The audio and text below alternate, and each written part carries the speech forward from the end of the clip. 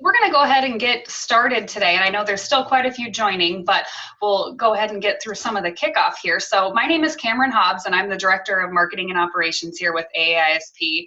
Been here for about 5 years, and I'm really excited because this is the first compensation webinar that I've got to host, and I've got some opinions about this. So I am really excited to welcome, to you all today, Ryan Moore, who's the Director of Executive Search Practice with Peak Sales Recruiting. And over the last few months, I guess, we helped and participated in some research initiatives with Peak Sales Recruiting. Some of you may have taken the survey, and we appreciate if you did take the time to do that. Ryan's going to walk us through the findings, and then I will note as well, there will be a final findings report, and that'll be available in about 2 weeks. And so you'll get an email from AA-ISP with the details on where to go and get your copy of that. So with that, I'll go ahead and pass it over to Ryan, and we'll get started. Hi, great to be with everyone today and to walk through the findings from the survey and help you talk about sales compensation and how you can use it to retain and attain top talent. So today we're really going to focus on some of the core highlights that came out of the compensation survey. And before we dig into that, let's quickly talk about, or I should give you some background on myself. My name is Ryan Moore. I am the Director of Executive Search here at Peak. I've been with Peak for about 6 years. In the recruiting space, been in sales leadership for about 15. So happy to provide any insight I can, both within the recruiting world and outside of it, to help continue to drive things forward. So to give you some background on the survey, so over the span of the last 5 months, we've been surveying a large number of people, so 1,000+ respondents, industry agnostic. So we try to spread it over as many different industries and segments as possible to get a really broad spectrum in terms of how compensation and sales compensation is being dealt with in the industry. There's a pretty even split when we start talking about how the regions are broke up within the US between the Northwest, Northeast, Southeast, Southwest. So really no strong player there in terms of one throwing off the data or giving us unusual numbers. When we start looking at splits, it's been an 80-20 split male-female. What's interesting when you start looking at the data is the number of respondents that come from the sales professional bucket, which essentially are non-leadership roles. So these are individual contributor roles. About 70% of the respondents came from that group. So it gives us really strong data around what's happening at an account executive level, a sales development rep level, to be able to talk about how these can be used to attain that talent.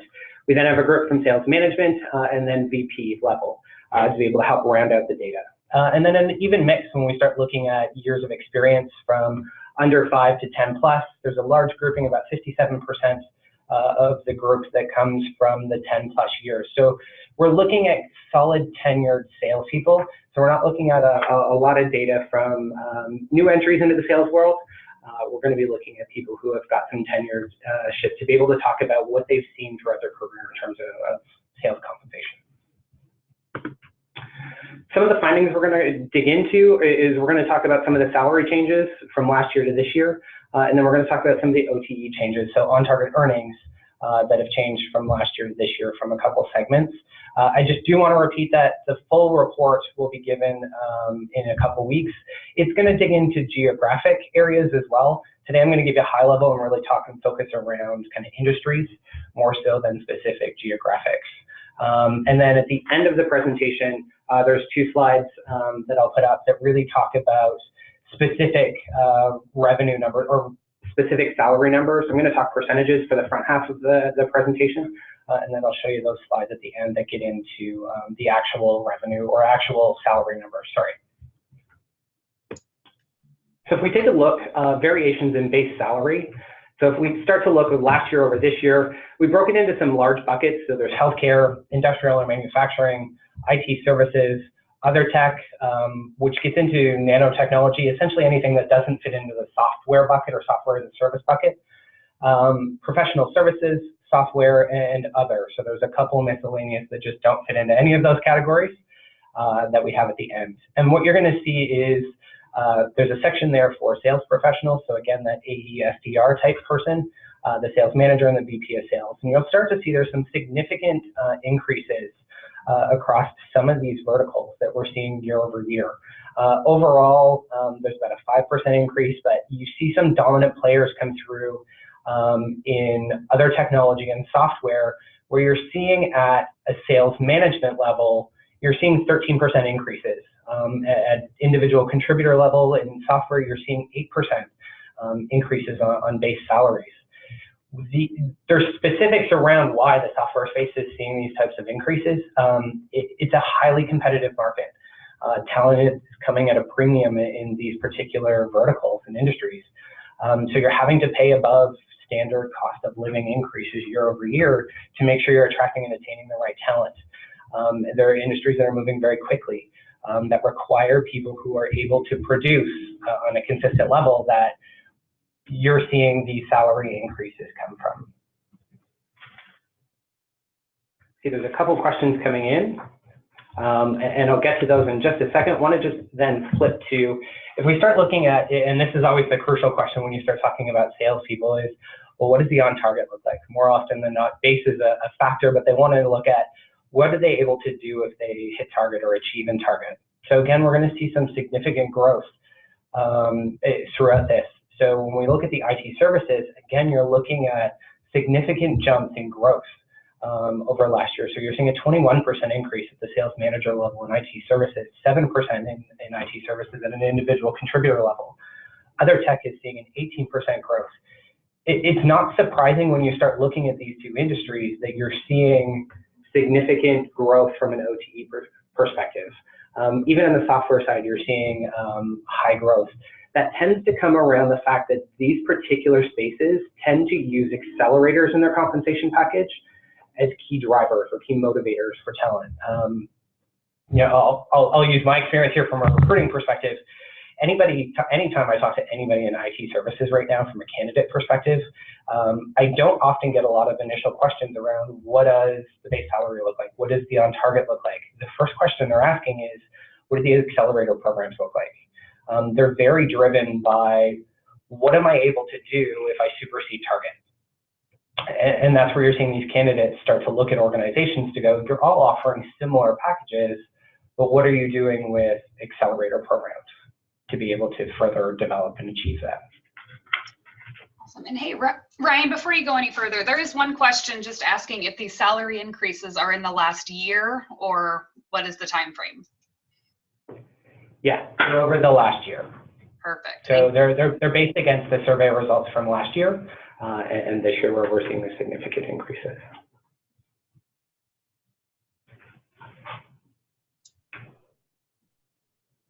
Great, thank you.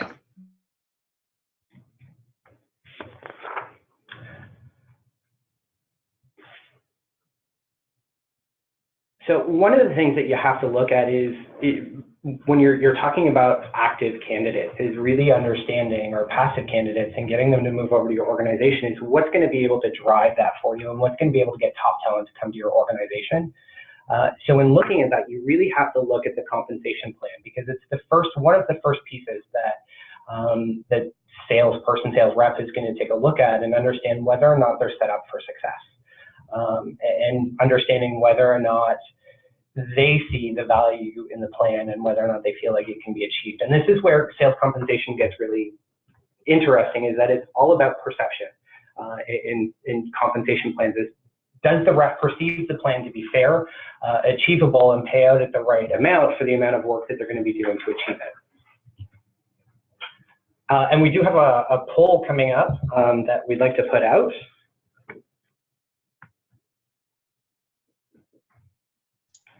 I'm going to ask the group, what number or percentage of respondents do you think were happy or satisfied with their compensation?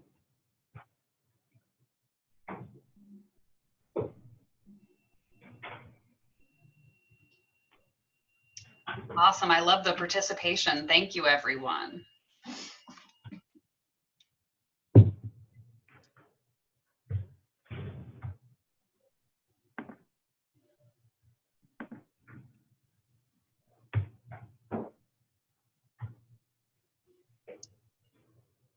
So while we're doing that, there's a question just around clarification around IT services and professional services.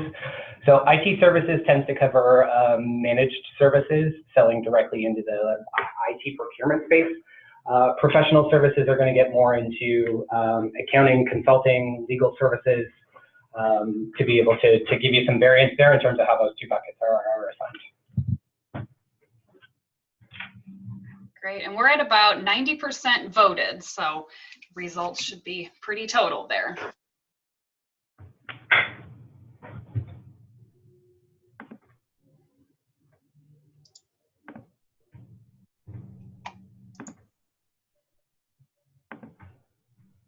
Perfect. So interesting that the group went with 30%. You hit it right on the head.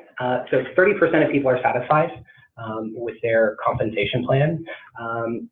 What's interesting is when you start to dig it in and you dig deeper into that satisfied bucket, how many of them are actually extremely satisfied? And that's where you want to be. Satisfaction, while good, isn't necessarily a solid retention tactic.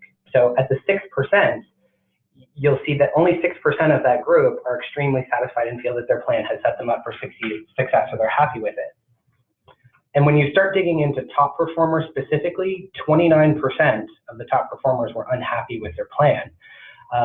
So that's churn in your organization that you don't necessarily want to see at that level and top performer when they're your consistent. They're the ones that are going to continue to deliver, achieve and overachieve on target. So you really want to pay attention to that 29% in the top performer bucket that aren't set up for success or aren't delivering, and how you can help realign compensation for them to better make the plan make sense for them.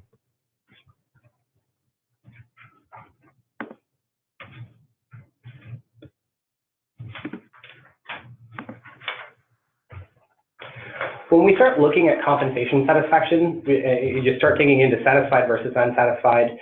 Dissatisfied employees are 4 times more likely to consider new employment. So compensation, while sometimes doesn't come up as one of the front-running conversations, it gets bulked into culture or success. Always pay attention to the fact that there's a group that are 4 times more likely to move based on the fact that they're not comfortable with their current compensation plan or don't feel that their compensation plan is setting them up for success. And only 1 in 3 satisfied employees considers a new employment. So that's a really stable group. 2/3 of that group are going to stay where they are and continue to be with your organization if they're satisfied. So the more time you can spend in terms of dedicating efforts to helping reduce industry standard is about a 30% churn rate. So the more you can start reducing that churn rate by looking at compensation as a tool and how you can use that to better set up your team, the more successful you'll be at reducing that 30% churn and increasing that rate of number of employees who are satisfied and willing to stay with the organization.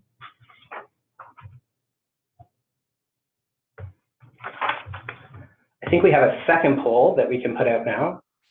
We're keeping it pretty interactive today. Should be live now for everyone. So when we start talking about salespeople, what matters more, base salary or incentive?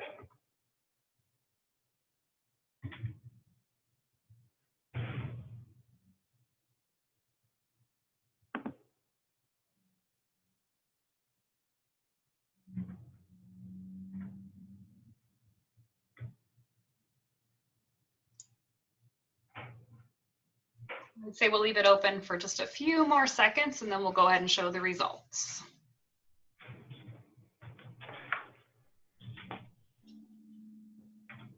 Okay.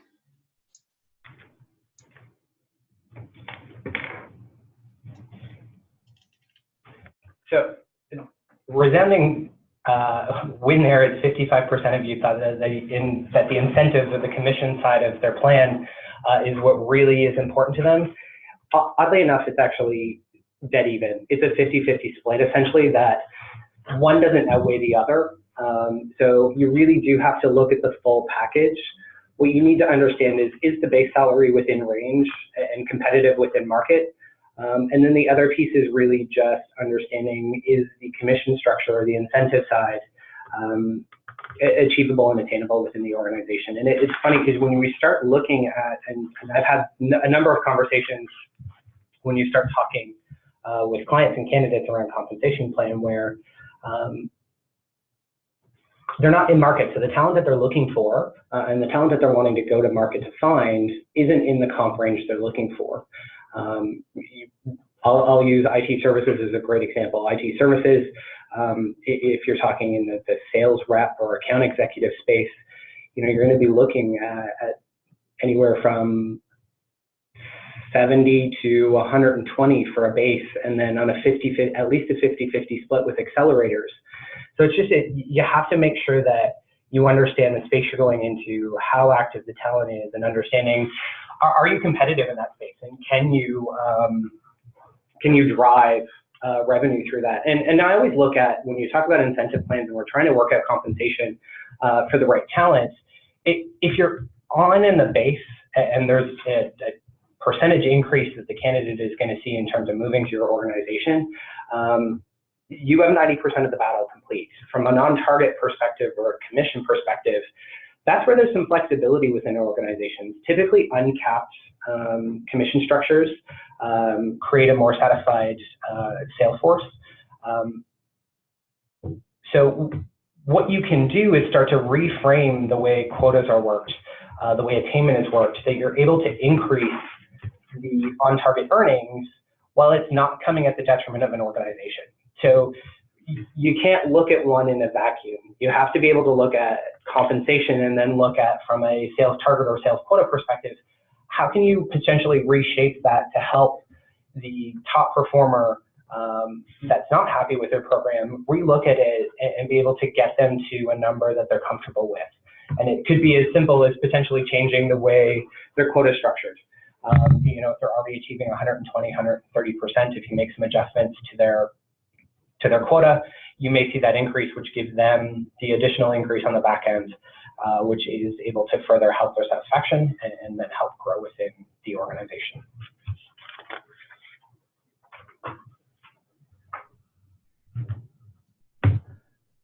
And then I think we've got one more poll. Coming live right now.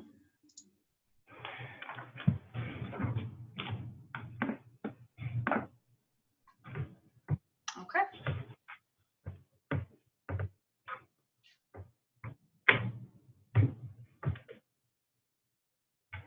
And there's a couple questions that came through. So one of the questions that came through is sales organizations need to understand sales math to achieve their variables. And this is something that we end up talking with a lot when we get down to offer stage with clients, is understanding how numbers tick over and how it makes sense for the potential candidate. So you really need to understand what average deal size is, how quickly it moves through a sales cycle, to be able to help show a candidate how they're set up for success. One of the things when you're talking about bringing in new top talent or acquiring new top talent, more often than not, offers get floated. So they're sent by email with this very nice congratulations, we'd like to offer you employment. You need to take the time to speak to a candidate and really help them understand the compensation plan. And you need to walk them through the sales math of how they're going to be set up to succeed. So understanding how the quota works and how it pays out versus what average deals look like, to be able to help them understand how they're going to be able to project out a quarter, 2 quarters as they onboard, and then further down the road to what a year, year 2 looks like for success for them. Perfect. It looks like the poll is complete, so I'll go ahead and share that now, Ryan.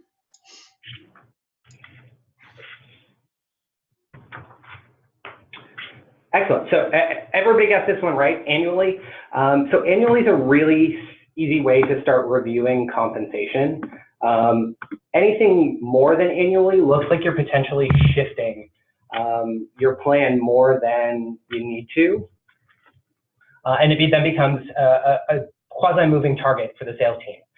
So making those adjustments, they're constantly going to feel like it's a moving target. They're never going to set themselves up for success. So you want to take the time there to make sure that, one, the plan has had time to stick and then people are succeeding on it and there's buy-in to it. But you don't want it to sit so long that if people are finding the plan overly complex or they're not achieving off of it, that you're able to make adjustments from there.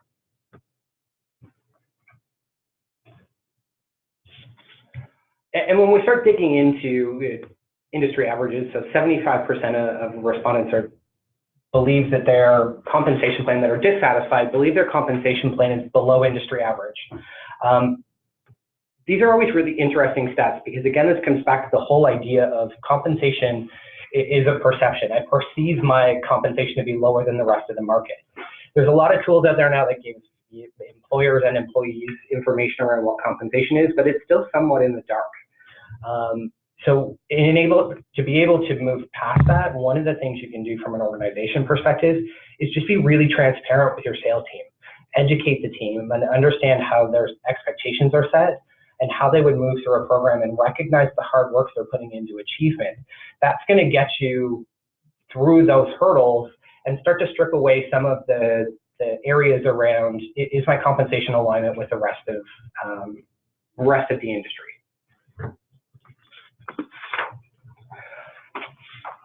We started talking around ideal splits. So only 45% of surveyors feel that their split is ideal. There is really no ideal split when you start talking about how the team structure works. One of the things I always encourage any employer when they're taking a look at how their commission structure is set up is understand that you need to incent the behavior you want. So when you're structuring your plan and you look at your splits, what are you trying to achieve by that plan? And if you're an organization where, budgetarily speaking, you can't offer the best base salary, can you make that up in compensation by potentially giving larger quotas where if you're bringing in a top performer, they could supersede their salary from last year because they're overachieving and they've made use of the accelerator program to be able to do that. There's also an acknowledgement that it's not all monetary. As much as salespeople are opportunistic and money is a big thing, you need to make sure that there's a couple key facets that wrap around that. You want to make sure that your comp plan isn't overly complex, and bonus structures don't take several Excel sheets, 2 calculators, and a physics degree to be able to understand how you're going to get paid.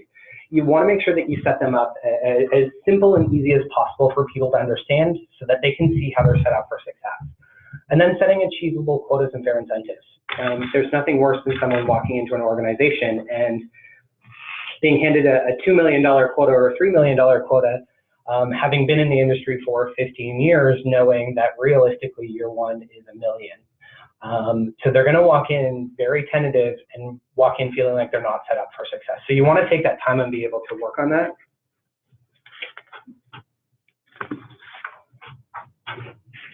And from other non-monetary improvements, you see this all the time when we start talking to salespeople, is what additional sales support can you provide them to help offload some of the administrative tasks or help them from a skill or growth perspective.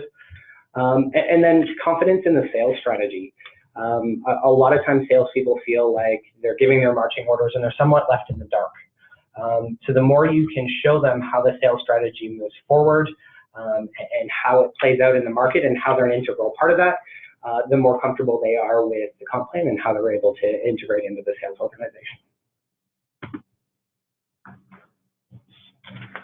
And then I'm just going to touch on some of the key takeaways. And then I'll answer a bunch of the questions that have come through. So only 6% of people are extremely satisfied with their compensation, so there's room for improvement here. A dissatisfied employee is 4 times more likely to look at new employment. Satisfaction is correlated to perception, so it's about being transparent. Everyone wants something different, so just make sure that you're spending the time with your team. Understand that one-on-ones are really important. Sales leadership is really important, that they're able to coach and mentor the team. And then non-monetary improvements to compensation can be tied to sales culture or leadership. Provide more support, establish confidence in the sales strategy, and then have a really engaging sales leadership team. And that's one of the pieces that I somewhat glossed over, but do want to make sure I spend some time on, is sales leadership is key to the success of any sales compensation plan. If the leaders aren't bought into the process, aren't helping engage in the process, aren't fostering a culture of success within the team, it doesn't really matter what plan you have. It's going to struggle with the employees and they're not going to feel like they're set up for success. So spend the time, make sure you've got a great leadership team that helps drive that plan forward. And then as promised, the last couple of slides just walk you through some of the averages in terms of commission numbers, or sorry, base salary numbers that we talked about. So in IT services, as an example, this is one of the ones we highlighted from a percentage growth. Average base salary for 2019 is $107,000 at the sales manager level. Excuse me. And at the IT services AE level, you're about $80,000. And then when you flip that over to on-target earnings, in the same vertical, the IT services one or the professional services, you're looking at on-target earnings for the sales managers of about $161,000. And the IT services, you're looking at about 134, 135. Professional services are about 120. So we'll flip it to any questions that have come up. So the full report again is going to cover region by region. I know there was a couple questions just asking about regional breakdowns. So that will be covered in the full report that's going to come out in a couple weeks. So it will give you a bit more depth in that report as to very specific regional breakdowns around salary and on-target earnings.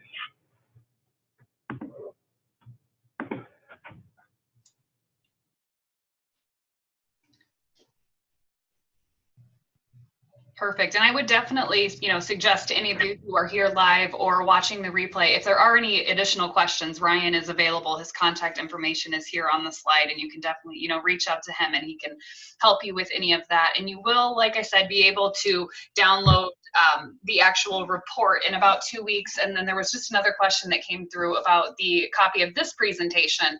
And this will be uploaded later on today, this afternoon, to the Knowledge Center, where you'll be able to access the whole recording and also the PowerPoint presentation.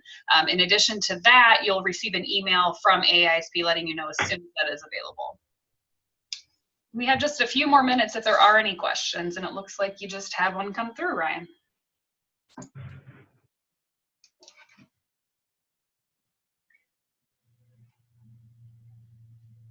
So the one was around total sales compensation.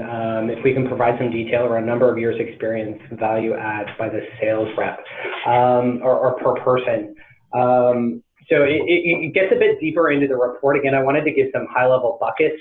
So when you start seeing the full report, that's going to give you a lot more depth around how years of experience play into total comp, and varying industries. Again, it's a difficult question to answer when I don't have specifics around your market. And again, the report that you're going to get in 2 weeks is going to provide all of that. And then it looks like there's one question around compensation for SDRs.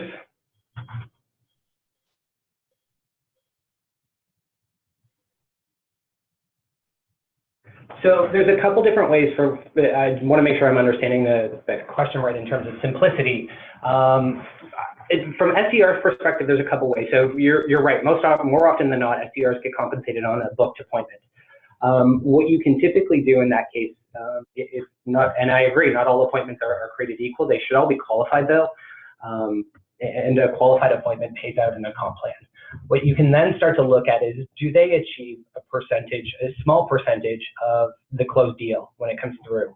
And that's where you can start to loop in where each deal is different, and what that can do for the potential comp plan. So there's a couple different ways that you can shake that down. Gary, and happy to be able to give you some more detail in a one-on-one scenario and talk about how your current program is structured to be able to help with that. Perfect. Well, we'll give it just a few more seconds here to see if there's any further questions, but like both Ryan and I mentioned, feel free to reach out to Ryan. His information is here, and we'll follow up with an email with the downloadable recording of this, as well as the PowerPoint presentation.